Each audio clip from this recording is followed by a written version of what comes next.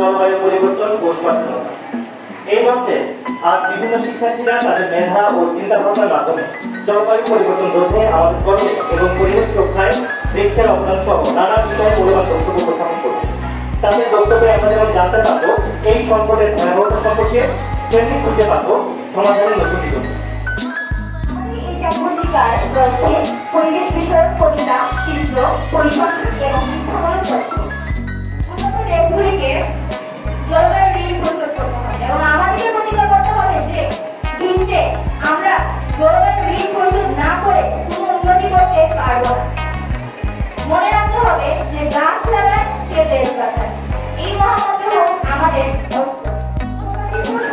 তারা অসংখ্য পরিকল্পনা স্থাপন করে পরিবেশের কোনো চর্চা না করে বিপুল পরিমাণ জীবাশ্ম জ্বালানি ব্যবহার করে গ্রিনহাউস গ্যাস নিঃসরণ করে আসছে।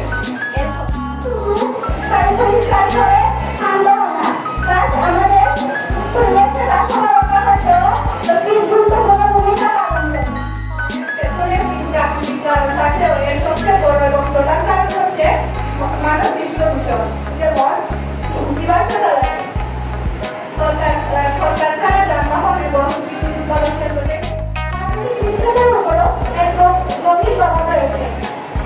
নানা কারণে জলবায়ু পরিবর্তন ঘটে।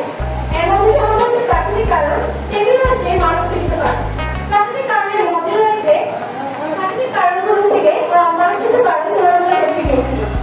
প্রথমে বলা যেতে পারে গ্রিনহাউস গ্যাসের অনুষ্ঠান শুধু পুরস্কার বিতরণ করা না, বিষয়টাকে উদ্ভাবন করা, যে জলবায়ু পরিবর্তন কি, এই বিষয়ে সতর্কতা কেন প্রয়োজন।